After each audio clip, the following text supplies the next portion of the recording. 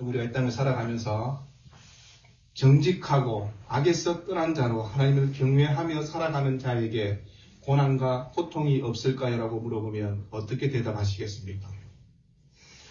제가 아는 장모님 그 자녀가 결혼을 했습니다. 결혼하고 아이를 하나 낳았는데 그 아들이 출근하다가 교통사고를 당해서 죽었다는 얘기를 들었습니다. 뭐라고 위로하면 될까요? 가서 장모님 하늘에 소망이 있으니 우리가 천국에서 만날 것이니 장모님 힘을 내세요라고 그렇게 얘기하면 그 장모님 마음속에 위로가 얼마나 될까요? 어느 지사님의 아이가 학교에 갔는데 왕따를 당하다가 학교에 올라가서 떨어져 버려 죽었다는 소식을 들었습니다. 담임 목사가 달려갔지만 이야기할 수 있는 일이 무엇이 있을까요? 오늘 우리는 욥기를 보면서 우리 인생 가운데 일어나는 수많은 일들의 의문점을 욥과 욥의 세 친구도 의문을 가졌고 우리 또한 하나님 앞에 의문을 갖는 것입니다.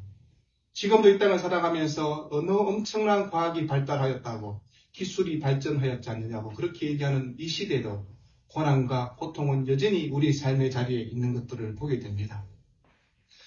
여러분 온전하고 정직했다고 그렇게 얘기합니다. 온전하다는 말은 도덕적으로 흠이 하나도 없는 완전한 상태라는 것입니다. 흠 잡을 것이 없는 사람 욥입니다. 우리는 흠 잡을 것이 많이 있잖아요. 조금만 떨치면 풀풀풀 냄새가 나고 그런 삶이지만 욥은 그렇지 않았다라고 얘기합니다. 정직하였다고 정직이란 말은 고득 의미라는 그런 뜻이 있습니다. 길이 곱고 평평한 때처럼 좌우로 치우치지 않는 하나님을 바르게 믿는 믿음의 성도의 표상이 되는 삶 그게 바로 정직함입니다. 그리고 하나님을 경외하였다고 그렇게 얘기합니다. 늘 하나님을 의식하는 사람입니다. 경건과 두려움을 갖고 사는 사람. 그래서 욥의 인격에 대해서 성경은 1절에 이렇게 크게 칭찬을 하게 됩니다. 그래서 그는 또 악에서 떠난 자라고 그렇게 이야기하고 있습니다. 하나님을 두려워하는 사람은 악에서 떠날 수 있는 것입니다. 욥이 그런 사람이라고. 오늘 우리가 읽지 않았지만 2절과 3절에 욥의 소유에 대해서 이야기를 하고 있습니다. 모든 사람이 두려워할 만한 그런 엄청난 재산과 자녀를 두고 있었다라고 그렇게 이야기하고 있습니다. 여러분 얼마 정도 재산이 될까요? 계산해보면 아무튼 우리가 상상할 수 없는 엄청난 돈이라는 것은 분명할 것입니다. 사울왕 시대에 갈메 지역의 큰 부자로 알려졌던 그 나발의 소유와 비교했을 때 나발도 부자라고 얘기하는데 나발과 비교할 수 없을 만큼 큰 부자가 욥이었다라고 그렇게 얘기하는 것입니다. 우리가 성경을 읽으면서 항상 7이라는 숫자가 나오면 아들 7명, 딸 셋 그렇게 했을 때 7과 3이라는 숫자의 의미는 있는 것입니다. 7은 어떤 실체, 온전함을 얘기할 때 7을 그렇게 얘기합니다. 3이라는 숫자는 전체를 함의하는 것을 얘기합니다. 7대 3, 아들 7, 딸 셋. 이 말은 모든 것이 온전하게 완벽하게 갖춰진 삶을 살았다는 것을 얘기합니다. 가축도 이렇게 얘기합니다. 양이 7,000마리, 낙타가 3,000마리, 그것도 7대 3으로 그렇게 비유가 되기도 합니다. 그러면서 4절에 그 욥의 가정은 화목하였다라고 그렇게 얘기합니다. 5절에는 욥의 신앙은 아주 경건함에 대해서 다시 이야기를 하고 있습니다. 여러분 우스 땅은 어딘지는 정확히 알 수 없지만 에돔 지역에 이스라엘 백성이 살았던 팔레스타인이 아닌 다른 지역에 하나님을 섬기며 살았던 한 사람을 성경은 우리에게 이야기하고 있는 것입니다. 그래서 성경 에스겔서 14장 14절과 20절에 보면 욥은 노아와 다니엘과 비견되는 이스라엘에서 가장 경건한 인물로 얘기할 때 그 욥을 이야기했습니다. 그러면 욥이란 사람이 어떤 사람인가를 충분히 우리가 상상할 수 있는 일이 될 것입니다. 경건을 얘기하는 유대인들조차 이방인이었던 욥에 대해서 그의 경건에 대해서 그의 정직에 대해서 하나님을 경외하는 일에 대해서 칭찬을 하는 것들을 보게 됩니다. 여러분 그런 욥의 삶의 자리에 어떤 일이 일어나는가를 성경은 얘기하는 것입니다. 욥에게 닥친 시련이 무엇입니까? 첫 번째는 욥의 소유와 자녀에 대한 재난이 있었다라고 그렇게 얘기합니다. 두 번째는 욥 자신에게 닥친 재난이 이러하다라고 그렇게 이야기하고 있습니다. 어렵고 순전하고 정직했던 외견상 봤을 때는 욥이 그런 고난을 당해서는 되지 않는다고 얘기할 만한 그런 사람에게 위기와 정말 고난이 닥쳐온 것입니다. 우리는 욥기를 보면서 늘 고난의 문제로 그렇게 접근해 갑니다. 욥기는 고난의 문제를 접근하는 것을 뛰어넘어서 창조주 하나님을 바라보라고 그렇게 욥기는 우리에게 주제를 얘기하는 것입니다. 하나님이 만물의 주관자가 되시고 섭리자가 된다는 것을, 인생의 생사화복을 누가 주관하고 있는가를, 그래서 하나님이 우리를 어떻게 인도해 가고 있는가를 보라고 그렇게 얘기하는 것입니다. 우리는 욥기 그러니까 욥이 성경의 주인공처럼 생각합니다. 욥은 그냥 등장인물입니다. 주인공은 하나님입니다. 성경의 주인공은 하나님입니다. 그래서 우리가 하나님이 어떻게 우리에게 다가오고 있는가를 생각해 보는 것입니다. 우리가 성경 보면서 하나님이 욥을 치신 것이 아니라 사탄이 욥을 쳤다라고 그렇게 이야기를 하고 있습니다. 여러분, 우리가 욥기를 묵상하면서 욥기의 프롤로그는 욥이 어떤 고난을 당했고 그 고통 속에서 하나님을 향한 순전한 믿음을 어떻게 보여주는가를 소개하고 있지만, 그것을 뛰어넘어서 하나님이 어떤 분인가를 보라고 그렇게 말씀하고 있습니다. 오늘 사탄이 다가와서 얘기하는 것입니다. 욥기 1장과 2장의 구조를 보면요, 1장 6절과 12절에 하늘의 회의를 카메라가 비춥니다. 그러다가 13절과 22절에 땅에 재앙이 임한 것에 대해서 카메라를 비춥니다. 그러다가 2장 1절에 다시 하늘의 회의가 열립니다. 그리고 2장 7절과 10절에 땅의 재앙을, 그리고 2장 11절과 13절에 세 친구의 방문으로 그렇게 욥기가 되어 있습니다. 여러분, 욥기의 시작인 1장 1절에서 2장 13절과 마지막 장 42장 7절과 10절은 산문체로 이루어졌다라고 그렇게 이해하고 있는 것입니다. 여러분, 하늘의 회의가, 땅의 고난이 카메라를 계속해서 비추면서 우리에게 지금 이야기하고 있는 것입니다. 여러분, 1장 6절에서 15절의 첫 번째 하늘의 회의에서 하나님의 아들과 사탄이 천상회기를 열고 있었다라고 그렇게 얘기합니다. 하나님의 아들들, 아마 천상의 무리들을 가리키는 말입니다. 하나님에 의해서 지음받은 영적 피조물, 하나님께 절대적으로 순종하고 하나님의 뜻을 받들어서 수종드는 존재들을 이야기하고 있습니다. 그러면서 이들이 요 앞에 선 것은 맡기진 자신의 사명에 대해서 그것을 하나님께 보고하기 위해서 그랬을 것이다, 그렇게 얘기합니다. 그런데 그 자리에 사탄도 함께 있었다라고 그렇게 얘기합니다. 사탄, 반대하는 자, 고소하는 자, 고발하는 자라는 뜻을 갖고 있습니다. 여러분, 사탄에게 하나님 물어봅니다. 네가 어디서 왔느냐라고. 그러자 그가 땅을 두루 다니며 내가 여기저기 다녀왔다라고 그렇게 얘기합니다. 곧이어 하나님께서 사탄에게 욥의 경건을 자랑하시는 것을 보게 됩니다. 네가 내 종 욥을 주의하여 보았느냐라고 그렇게 얘기합니다. 여러분, 천상의 하늘의 회의에서 그것을 성경은 보니까 열왕기상 22장 19절과 23절에서 이러한 묘사는 실제적인 것보다는 일종의 풍요적인 표현으로 유한한 인간의 눈으로 볼 수 없는 영적 세계를 적절하게 묘사하기 위해서 그러하였다라고 얘기합니다. 어쨌든 우리는 하늘의 회의에서 어떤 일이 있었는가를 이야기하고 있습니다. 여러분, 어인 그러면 우리는 늘 아브람, 이삭, 야곱 족장들을 떠올립니다. 그런데 오늘 성경은 욥에 대해서도 지금 그 얘기를 하고 있는 것입니다. 욥은 경건한 자의 전형적 예라고 그렇게 얘기하는 것입니다. 하나님께서 택하신 족장들과 비교해도 결코 뒤지지 않는 사람이라고 얘기하는 것입니다. 하나님의 자랑이 무엇입니까? 욥의 성품을 보았느냐고, 그의 행위를 보았느냐고 반복해서 하나님께서 이야기하는 것을 보게 됩니다. 하늘에서 열린 회의에서 사탄은 욥이 하나님을 경외하는 것에 대해서 뭐라고 반문합니까? 하나님께서 욥이 그렇게 행한 것은 하나님이 복을 주셨기 때문에, 욥이 종교적 행위를 하는 것은 그만큼 누리며 사니까 그렇게 하는 것이라고 얘기하는 것입니다. 하나님 주신 물질적 축복 때문에 욥이 하나님을 섬기는 것이지 그걸 다 뺏어버리면 그렇지 않을 것이라고 얘기하는 것입니다. 하나님에 대한 욥의 사랑과 동기에 대해서 의심을 부추기는 것입니다. 그러면서 하나님의 물질 준 거 다 뺏어 보십시오라고 그렇게 얘기합니다. 그러면 분명 하나님을 저주할 것이라고. 사탄은 그렇게 하나님께 고발을 했습니다. 여러분, 욥의 감추어진 진실이 드러날 것이라고 그렇게 얘기하는 것입니다. 그게 사탄의 생각인 것입니다. 그리고 하나님을 향한 인간의 종교심이 결국 거짓으로 그렇게 증거될 것이라고, 입증된다고 그렇게 얘기합니다. 여러분, 그런데 하나님께서 놓으라고 해주면 얼마나 좋았을까요? 근데 하나님이 안 된다라고 말하지 않는 것을 보게 됩니다. 욥의 몸에는 어떤 일을 가해도 결코 되지 않는다. 그러나 한번 해보라, 그렇게 이야기를 합니다. 한계를 설정하면서 고난을 허락하는 것을 보게 됩니다. 이제 하늘로 비추던 천상의 회의의 카메라가 땅으로 향하는 것을 보게 됩니다. 욥이 자녀들이 맏아들이 집에서 음식을 먹고 포도주를 마실 때 어떤 일이 일어났는가를 얘기합니다. 욥의 4명의 사환이 차례로 달려와서 자신들이 목격한 참상을 이야기합니다.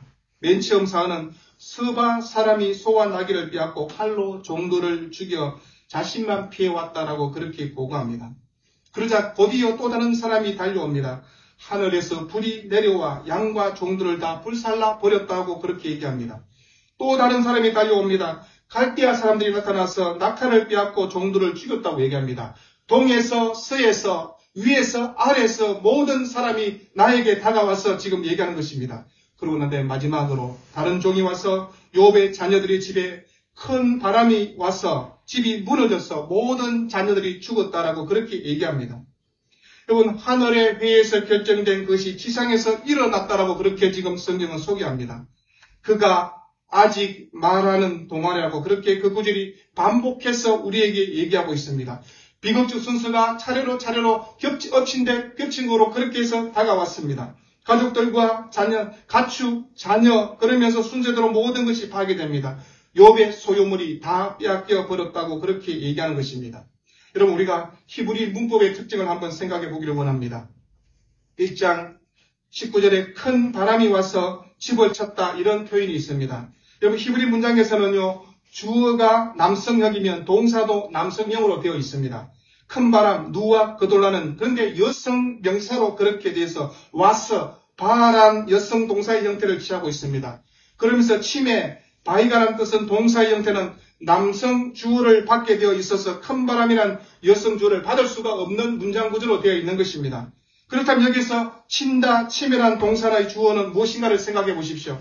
가장 큰 가능성의 주어는 1장 11절에 사탄의 말 주의 손을 펴서 그의 모든 소유물을 치솟아난 표현에 등장하는 여호와의 손이란 것입니다.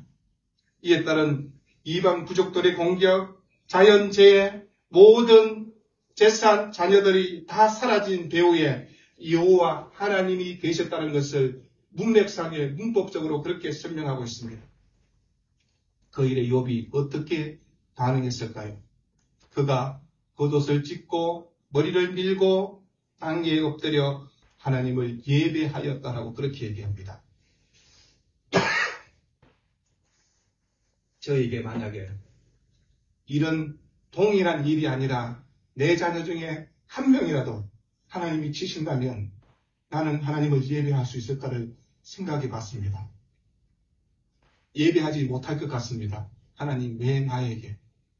제가 그렇게 하나님 앞에 뭘 잘못한 일이 그렇게 많습니다고 그렇게 이야기했을 것 같습니다. 욥의 극심한 고통 속에서 욥이 1장 21절에 내가 모태에서 알몸으로 나와서 온 적 동안 알몸이 그리로 돌아갈지라도 주신 이도 여호와시요 거두신 이도 여호와시요. 하나님을 향해서 원망보다는 내 자신에 대해서 욥이 지금 이야기를 하고 있는 것을 보게 됩니다. 그러면서 여호와의 이름이 찬송을 받으실지어다라고 그렇게 얘기합니다. 서바 사람들이 종들을 죽이고 불이 양과 종들을 살리며 갈대아 사람이 가축과 종들을 죽이고 큰 바람이 일어나 자녀들 10명이 다 죽고 근데 욥의 믿음의 표현을 이렇게 얘기합니다. 하나님을 경배하였다, 예배하였다라고 그렇게 고백하고 있습니다. 그러면서 욥이 부르는 것이 하나님을 여호와라고 그렇게 부르고 있습니다. 여러분, 하나님을 나타내는 말 중에 엘로힘, 여호와 이런 두 단어가 많은 단어도 있지만 그 중에 특징적인 단어가 있습니다. 엘로힘 그랬을 때 하나님의 공의와 속성을 보여주는 이름입니다. 여호와는 긍휼의 속성을 더 많이 드러내는 것이 여호와란 이름입니다. 지금 욥이 여호와라고 하나님을 지금 부르고 있는 것입니다. 엘로힘은 경외자로서 영광스러운 존귀와 충만을 보여주는 하나님, 창조주로서 속성을 강조했다면 여호와는 절대자로서 그 뜻을 쫓아 인간의 운명을 주장하는 주체로서 하나님, 구원의 하나님이라는 것을 지금 욥이 고백한 것입니다. 지금 욥은 하나님이 이 모든 것을 빼앗다 할지라도 인간의 감정과 지식과 경험으로 이해할 수 없는 이 고통 앞에서 나는 하나님을 찬양하며 경배하기를, 하나님과 멀어지지 않기를 원한다고 그렇게 이야기했습니다. 욥은 창조주가 자신을 흙으로 지었으니 결국 자신은 땅으로 돌아갈 것에 대해서 그것을 알고 있기 때문에 모든 것이 죽기로부터 왔사오니 자신은 아무것도 가지 않는 것이 맞다라고 그렇게 지금 고백한 것입니다. 하나님을 저주할 것이라는 사탄의 확신과 반대로 욥은 하나님을 향해서 원망하기보다는 찬양하였다고 얘기하고 있습니다. 1장 22절에 이 모든 일에 욥이 범죄하지 아니하고 하나님을 향하여 원망하지 아니하리라고 얘기하고 있습니다. 여러분, 우리의 신앙과 욥의 신앙을 비교의 대상으로 잡을 수는 없는 것입니다. 그럼에도 불구하고 욥이 모든 것을 하나님께서 허락해 주셨다고, 재난 또한 하나님께서 허락한 일이라고, 그러면서 하나님께서 허락한 이 모든 앞에 내가 하나님을 경외하는 것 외에는 다른 일이 없다고 그렇게 이야기하는 것입니다. 하나님을 향한 신앙을 저버리지 않는 욥의 모습들을 보게 됩니다. 하나님을 향한 경건의 모양은 흐트러지지 않았다라고 그렇게 이야기하고 있습니다. 그래서 욥이 여호와란 말을 3번이나 그렇게 언급합니다. 이 모든 소유물을 잃어버린 상황에서 욥은 그것들에 대해서 애착을 표시하지 않고 오히려 이 모든 배후에 있는 여호와 하나님, 하나님의 섭리와 주권을 인정하겠습니다라고 그렇게 얘기하는 것을 보게 됩니다. 그러자 2장 1절과 6절의 두 번째 천상회의의 카메라를 다시 비추어 주는 것을 보게 됩니다. 여호와께서는 욥의 경건을 다시 자랑하며 사탄이 제안한 그 시험 앞에 욥이 승리했다고 그렇게 밝힙니다. 그러자 사탄이 또 뭐라고 합니까? 끈질기게 얘기합니다. 2장 3절에 여호와께서 사탄에게 이르시되 네가 내 종 욥을 주의하여 보았느냐? 그와 같이 온전하고 정직하여 하나님을 경외하여 악에서 떠난 자가 세상에 없느니라. 네가 나를 충동하여 까닭 없이 그를 치게 하였어도 그가 여전히 자기의 온전함을 굳게 지켰느니라고 그렇게 하나님이 욥에 대해서 이야기합니다. 네가 나를 충동하여 까닭 없이 그를 치게 하였다. 욥이 당한 재난의 원인이 무엇인가를 지금 알려주고 있는 것입니다. 이유 없는 고통, 까닭 없는 고통, 그 단어를 이야기할 때 히브리어는 희남이라는 단어를 사용합니다. 욥의 재앙이 사탄에 의해서 임의로 시작된, 그래서 하나님의 허락 때문에 일어난 일이라는 것을 얘기합니다. 욥의 종교성에 대해서, 신앙에 대해서 그와 축복의 연관성을 갖고 이야기하였지만 사탄은 실패한 것입니다. 그럼에도 불구하고 사탄이 이렇게 말합니다. 사탄이 여호와께 대답을 이르되 가죽으로 가죽을 바꾸오니 사람이 그의 모든 소유물로 자기 생명을 바꾸올지라 그렇게 얘기합니다. 욥을 넘어뜨렸던 첫 번째 시험은 완전히 실패했습니다. 그런데 사탄은 결코 물러나지 않습니다. 사탄은 첫 번째 시도보다 더욱 강경한 제안으로 욥을 다시 시험하고자 하는 것입니다. 여러분, 우리는 엎친 데 덮친 격으로 그렇게 다가오는 재앙들을 보지 않습니까? 욥의 경건함은 결코 순수한 것이 아니라고, 이기적 불순한 동기가 그 신앙 속에 있다고, 하나님을 경외하는 것이 보이지만 결코 그렇지 않을 거라고 사탄이 그렇게 얘기하는 것입니다. 가죽으로 가죽을 바꾸냐는 표현은 문물교환 시대에 이루어지는 상인들끼리 거래할 때 일반적으로 통용되는 문구입니다. 그래서 어떤 물건을 그것과 동일한 가치로 다른 물건과 바꾸면 된다라고 얘기하는 것입니다. 눈은 눈으로, 이에 이로. 여러분, 이런 표현을 통해서 양자 간의 대등한 가치가 제시되어야 된다고 얘기하는 것입니다.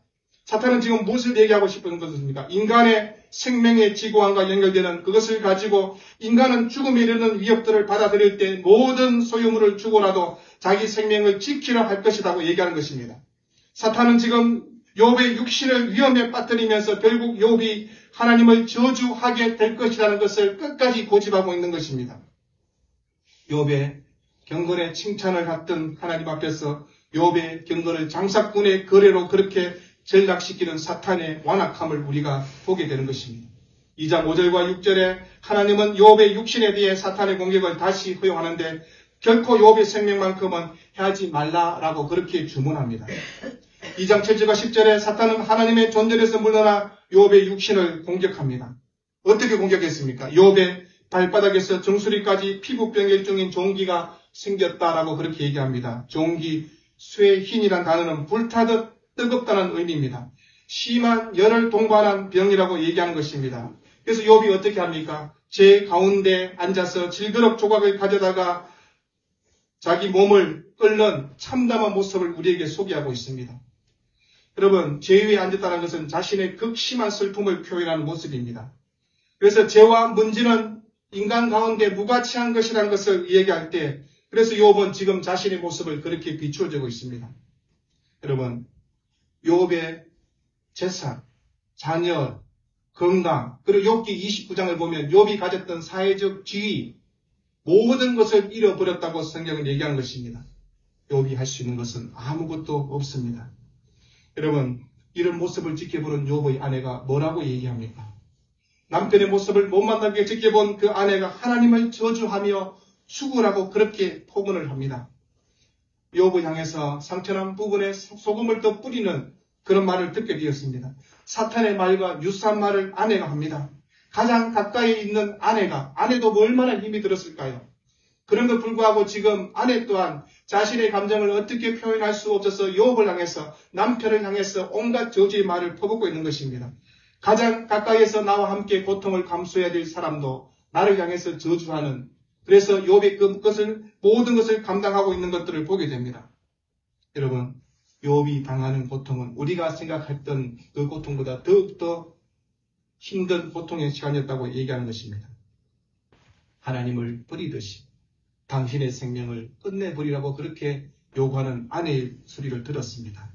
그런데 욥의 아내는 당신이 그래도 자기의 온전함을 굳게 지키느냐라는 그런 얘기를 합니다. 이 말은요, 아이러니하게도 자신의 아내 역시 욥의 경건함을 내가 확정하고 있다는 사실을 지금 발언법으로 증명하고 있는 것입니다.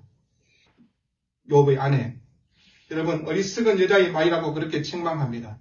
어리석다, 우리는 아까 말한 나발이라는 사람의 이름의 뜻이 어리석다는 뜻입니다. 말은 지적인 능력이 떨어진 것을 말한 것이 아니라 믿음, 마음과 정신이 어두워지고 타락함으로 불경건하고 제약된 상태를 말할 때 어리석다라고 그렇게 얘기합니다. 그래서 성경은 죄나 불경건한 것은 다 어리석은 일이다, 동의어로 그렇게 사용하고 있습니다. 욥은 지금 복도 하나님께서 허락하시고 나에게 닥친 고난과 위기도 하나님께서 허락하셨다면, 그렇다면 이거 다 내가 감당해야 될 일이라고 그렇게 지금 얘기하고 있는 것입니다. 하나님이 허락한 것이라면 선과 악을 구분하는 것이 무의미하다고 욥이 그렇게 얘기하고 있는 것입니다. 이게 욥의 위대함, 이런 것을 우리가 보게 됩니다. 그래서 욥은 경건한 자의 모델이라고, 하나님이 자랑할 만한 지혜로운 자라고 그렇게 얘기합니다. 그러나 여러분, 왜 이 땅을 살아가면서 왜 하나님께서 욥에게 이 모든 것을 허락했는가를 다 알 수는 없습니다. 그러나 욥기를 보면서 우리가 느끼는 것은 욥의 세 친구가 얘기하는 내용들을 들어보면 도덕적으로 보면 틀린 말이 아닐 것입니다. 그러나 성경은 하나님께서 욥의 세 친구의 말이 틀렸다고 얘기합니다. 그러면서 하나님께서 욥을 불러다가 천상에 있었던 일들을 얘기하면서 뭐라고 얘기합니까? 창조의 세계를 하나님께서 보여주며 설명합니다. 동물을 보여주고 악어를 보여주고 새를 보여주면서 하나님께서 설명하는 것이 무엇입니까? 그래서 성경의 내레이터는 이렇게 얘기하는 것입니다. 이 모든 일에 입술로서 죄를 짓지 않았다고 욥이 그렇게 말하는 것입니다. 우리가 신앙생활 하면서요, 가장 많이 하는 게 뭘까라고 생각하면 저는 원망이라고 생각합니다. 상대방 앞에서 직접 말하지 않았지만 마음속으로 원망하게 되어 있지 않습니까? 남편을 향해서, 아들을 향해서, 자녀를 향해서, 부모를 향해서, 형제를 향해서. 그럼 우리 마음속에 원망의 말들은 없습니까? 그런데 욥이 가졌던 믿음의 태도를 한번 되새겨 보십시오. 욥의 부유함이 경건한 삶에 하나님의 축복임을 보여주지만 한편으로 하늘의 시험은 여기서부터 시작이 된다고 얘기하는 것입니다. 여러분, 내가 하나님을 믿는 동기가 무엇인가를 한번 떠올려 보십시오. 내가 잘되고 형통하고 만사가 잘되는 것으로 내가 하나님을 믿고 있지는 않는지, 혹시라도 내 앞에 닥친 위기가 있다면 나는 어떤 믿음의 모습을 보여줄까를 얘기하는 것입니다. 내가 위기가 오고 고통이 오고 고난이 와도 하나님은 여전히 선하십니다라고 고백할 수 있을까요? 쉽지 않습니다. 그게 어떻게 쉽게 되겠습니까? 하나님은 욥을 우리에게 보여주고 있습니다. 왜 욥이 그렇게 할 수 있었는지. 욥이 닥친 위기는 우리가 당하는 위기하고는 차원이 다른 위기지 않습니까? 그럼에도 불구하고 욥을 우리에게 지금 증거하고 있는 것입니다. 우리가 모든 것을 다 빼앗기더라도 마지막 순간까지 하나님의 선하심을 신뢰할 수 있느냐고 하나님이 그렇게 물어보고 있는 것입니다. 경건한 삶은 하나님 그 본체를 사랑하시는 것이지 하나님이 허락하신 물질적 축복, 그것을 사랑하는 것이 아니라고 지금 얘기하는 것입니다. 사탄이 비록 욥을 공격하고 시험했다 할지라도 하나님은 세상의 악의 근원을 통제하시며 사탄은 하나님이 허락하신 영역 안에서만 활동할 수밖에 없다는 것을 성경은 소개하고 있습니다. 여러분, 경건한 성도로 살아가면서 처참할 만큼 고난과 고통의 자리에도 올 수 있을 것입니다. 우리의 간절한 기도는 하나님 욥처럼 그런 당하는 고난과 고통은 없기를 바랍니다라고 기도합니다.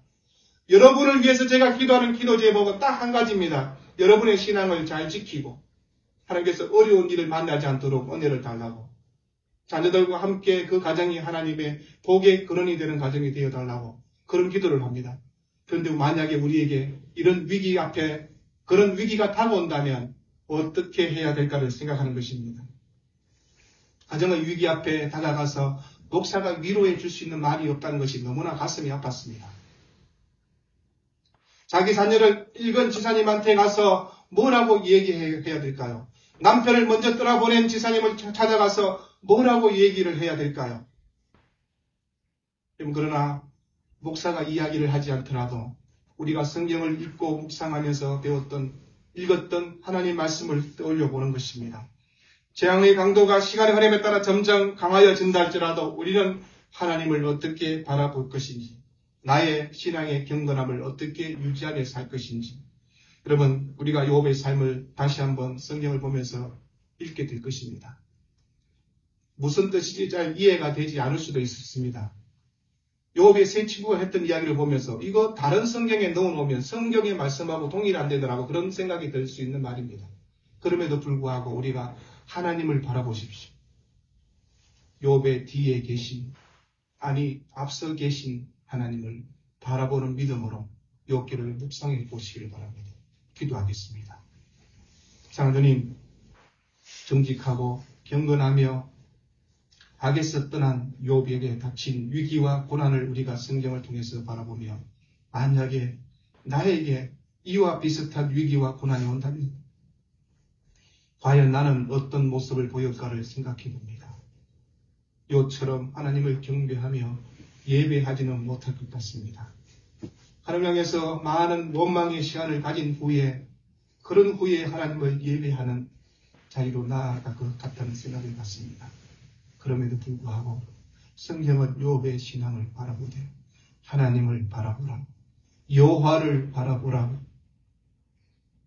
우리의 믿음의 삶이 다시 한번 어디에 와 있는가를 생각하며 욥이 가졌던 믿음의 태도와 신앙의 자세를 다시 한번 생각하며 여호와 하나님을 바라보는 한 주간의 삶이 될 수 있도록 주께서 함께하여 주옵소서.